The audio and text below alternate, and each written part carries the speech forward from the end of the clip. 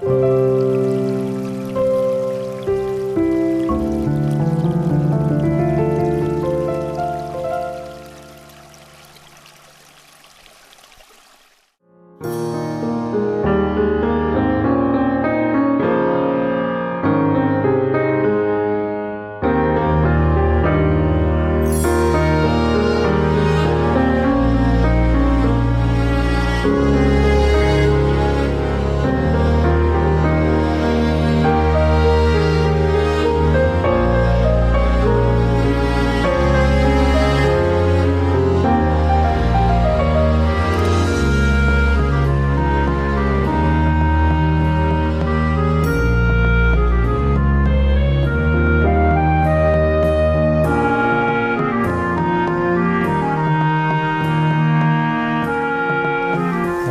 crue qui m'a le plus marqué, c'est quand j'étais gamin, j'avais 13 ans, c'est la crue de 55. Il y avait un élan de solidarité tel que, et disons donc que cette crue, elle était importante, et beaucoup d'étables avaient de l'eau dedans. Et il a fallu déménager certaines étables pour les emmener dans d'autres lieux de la commune où il n'y était pas inondé. Alors, c'est les anciens du village qui nous disaient « Ah, mais à Saint-Albin, elle a remonté un peu, la petite zone, dans 8 jours, on aura une poussée. Le Doubs à Besançon est mieux de 7 mètres, donc si ça se conjugue sur Verdun, on aura encore une poussée en plus. » Et ça, on est obligé d'en tenir compte. Chez mes parents, en 55, à la cuisine, on avait mieux de 80 cm d'eau. Les chambres, un peu plus hautes, on en avait 60. Alors, on a été obligé, j'étais gamin, on a été obligé de déménager. La cure était à l'étage. À l'étage, il n'y avait pas d'eau, donc on a été hébergé à la cure. Tout le monde avait déménagé, enfin, tout le monde était hébergé les uns chez les autres, en dehors de là, parce que beaucoup avaient de l'eau. Nous, on se basait sur la digue. Quand elle arrivait à fleur de la digue, ou même quelques jours avant, s'il y a des grosses inondations dans le Doubs, ben là, faut y aller, hein. Celui qui a des légumes dehors, ben, il faut les rentrer, hein. Il ne faut pas attendre. Hein. Ben, en 83, on n'avait plus de pépinière, moi j'avais des carottes sous tunnel, ben, ça a tout été perdu. Hein.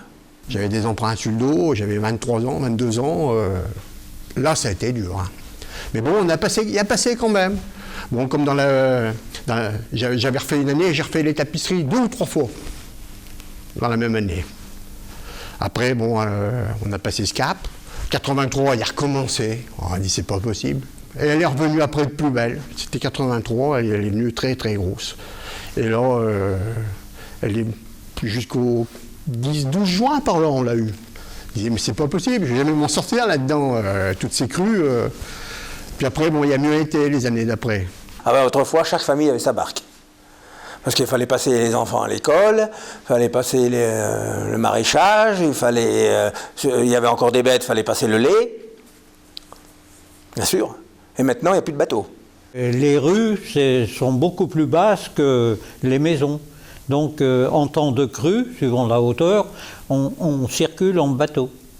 Donc, Venise ou Vésines, c'est presque pas pareil, c'est presque l'anagramme. Chaque crue était marquée sur la pierre, avec la date au fond. Mais maintenant, il y en a une ou deux. C'est dommage parce que on savait qu'à tel niveau, c'était là, ça venait là, et ainsi de suite. Avant, on n'était pas indemnisé. Les anciens vivaient avec les inondations. Et bon, en 55, c'était catastrophique.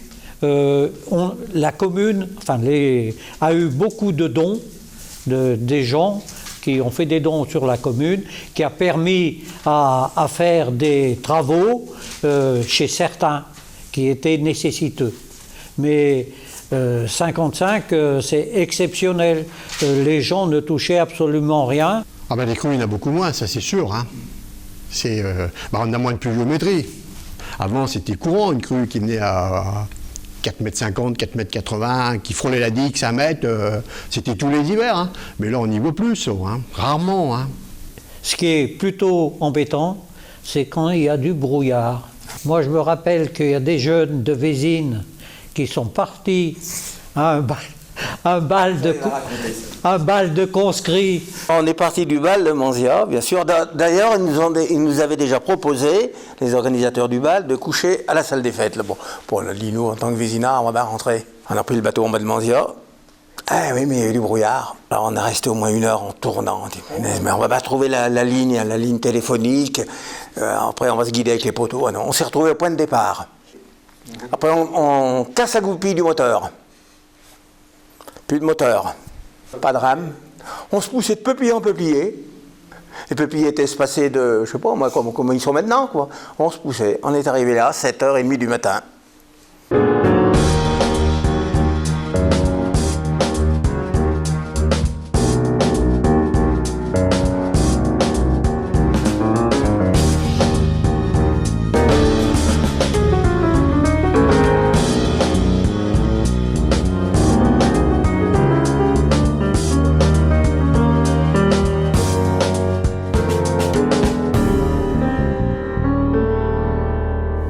Ça va tomber 100 mm à Saint-Albin, en Haute-Saône, et 100 mm à Besançon et 100 mm chez nous. Oh bah là. Faudra se sauver, hein, je vous le dis. Hein.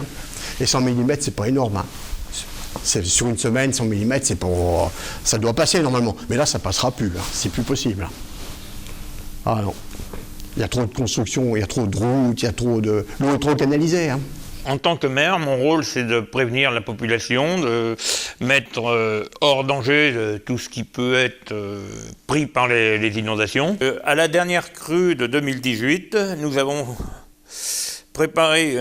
fait une préalerte 5 jours avant, signalé aux gens qu'il fallait qu'ils remontent, mettre à l'abri tous leurs animaux, afin qu'ils n'y ait rien de noyé. Nous avons fait une réunion publique avec mes collègues, bien sûr, afin de présenter les risques qui allaient arriver. J'ai demandé à tous les nouveaux arrivants, enfin les derniers arrivants, qui n'avaient rien de spécial à faire vraiment sur Vésines, d'évacuer de manière à ce qu'on ait le moins de personnes possible sur la commune. La grosse différence avec les crues de 2001 et de 2002 que j'ai connues, 2001-2002, la mairie organisait des passages scolaires, parce que la mairie a un bateau, on avait encore les pompiers. C'est pour ça que c'est 2 gestions de crues différentes.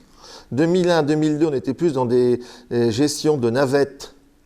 Tout le monde restait ici et on passait les gens. Alors que 2018, c'était on ne passera personne. Les gens passent à leur risque et péril avec leur propre embarcation.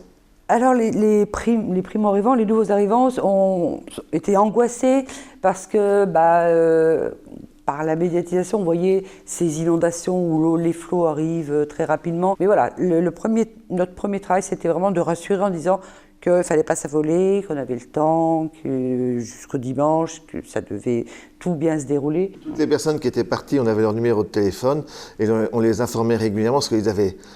Comme ils n'avaient plus peur pour leur personne, ils avaient peur pour leur bien, ce qui se comprend tout à fait, pour leur donner leur notion d'eau. Chez vous, il n'y a toujours pas d'eau, vous inquiétez pas. Vos bêtes, elles sont nourries. Dans les nouveaux, il y en a combien qui ont des poules, des choses comme ça. Donc après, tous ces gens-là, c'est vrai que maintenant, ils sont plus sereins. Ils savent qu'il faudra qu'ils passent quand même de l'autre côté, à Feyant ou ailleurs, mais ils sont plus sereins pour leur bien. Ils savent que leurs maisons ne sont pas abandonnées.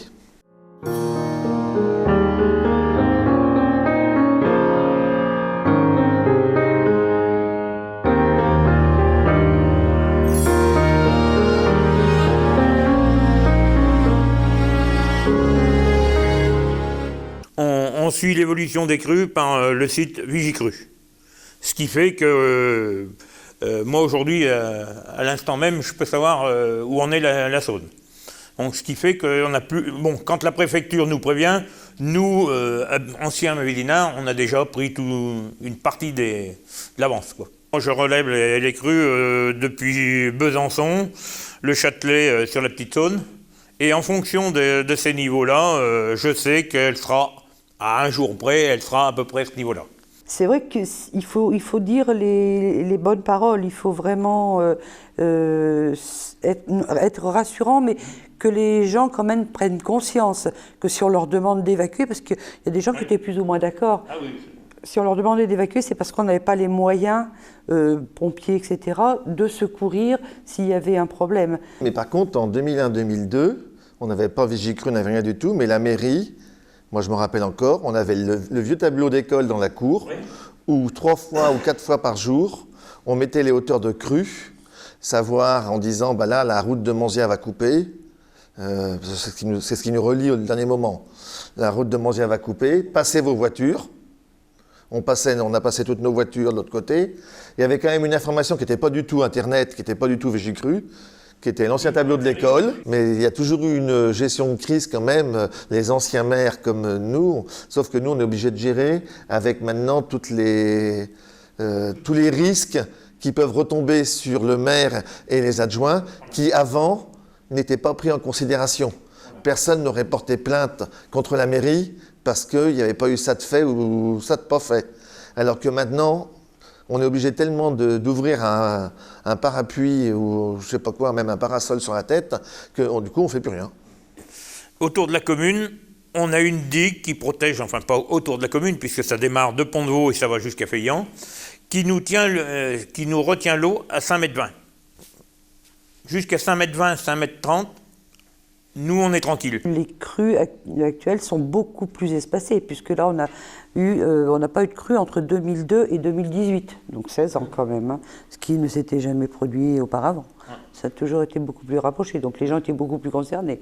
Là, les gens qui sont arrivés en 2003, admettons, en 2018, ils étaient loin d'imaginer que 15 ans après, ils allaient devoir supporter cette crise. Et la plupart ne se sont pas fait dire 2 fois pour partir. Aujourd'hui, c'est totalement différent parce qu'on n'a plus affaire aux mêmes habitants. À l'époque, c'était normal, tout le monde vivait la crue comme on vivait au quotidien, pour ainsi dire. Qu'aujourd'hui, il faut gérer, on ne va pas dire la panique des gens, mais les inquiétudes.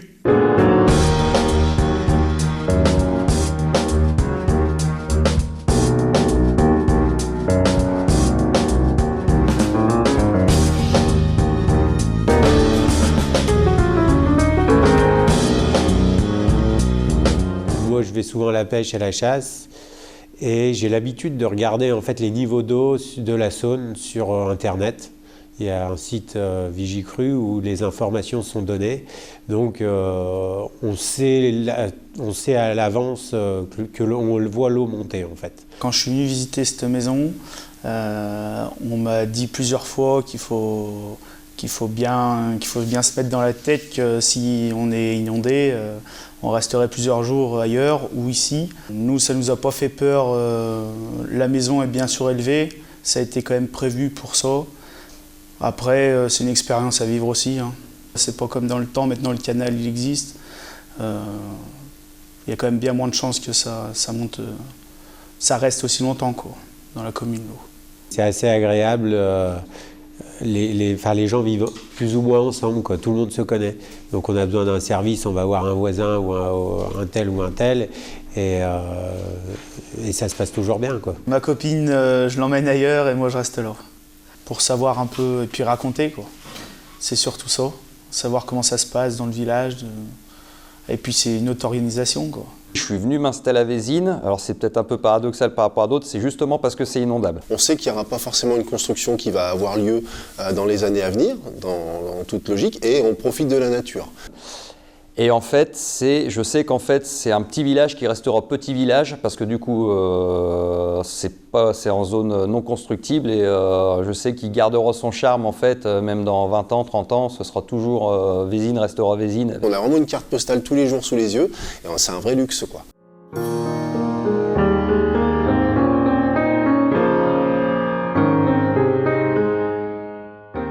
On vit pas avec la nature, on s'adapte à la nature, puisque c'est la nature qui dit quand la route est coupée, qui dit quand on peut passer, quand on peut pas passer.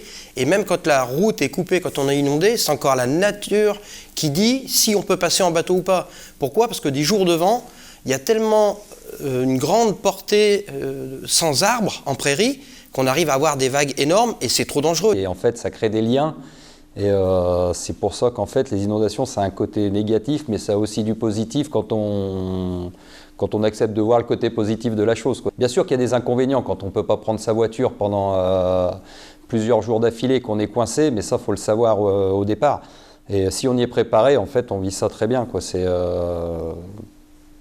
Il n'y a pas de souci particulier. Après, notre maire qui a beaucoup de recul et beaucoup de vécu nous a vraiment transmis le témoin tout doucement, nous a prévenu, on a fait des réunions, voilà, il va se passer ça dans tant de temps, il faudra commencer à prévoir ça. On a vraiment été informés en temps et en heure. Moi, quand j'ai acheté la maison à Vésines, par exemple, avant d'avoir mis un pied dans la maison, on m'a dit en 1955, l'eau est arrivée ici. Donc j'avais déjà en fait une référence en me disant si toutefois il y a une inondation comme en 55, voilà, je sais que j'aurai de l'eau là, je sais à quoi m'attendre. Une crue, c'est quoi ? C'est le prix de la tranquillité finalement. Moi je préfère avoir de l'eau dans ma rue, dans ma cour une fois tous les 10 ans, plutôt que d'avoir un immeuble de 13 étages devant ma cour. Mais en tout cas, c'est un vrai choix qu'on assume tous, je pense, et qu'on a choisi de faire. Donc, sorti de là, voilà, on est informé, et à partir du moment où on est informé, c'est comme tout, hein, on a quand même moins peur des choses, quoi. Bon, la Saône, c'est plutôt... on vit avec, en fait. D'ailleurs, il y a beaucoup de gens qui disent pas la Saône, qui disent Saône, par exemple, quand ils parlent Saône-Monte, comme s'ils parlaient en fait d'une personne, quoi. C'est vraiment... on vit avec, quoi. C'est pas juste une rivière, on vit avec. Mais aussi, je pense que les actualités aujourd'hui nous montrent des images quand même qui sont relativement impressionnantes. Et surtout des drames, parce qu'en fait, l'inondation, chez nous, si elle doit arriver, on est au courant des semaines à l'avance, quasiment des jours, des semaines à l'avance. Donc c'est quelque chose qui va venir lentement, on est sûr que ça va venir avec une puissance, mais lentement, on s'y prépare. On est un petit peu, nous, des prairies fusibles. On sait que c'est inondable et on inonde pour justement préserver aussi d'autres lieux, peut-être plus habités ou avec une économie plus riche.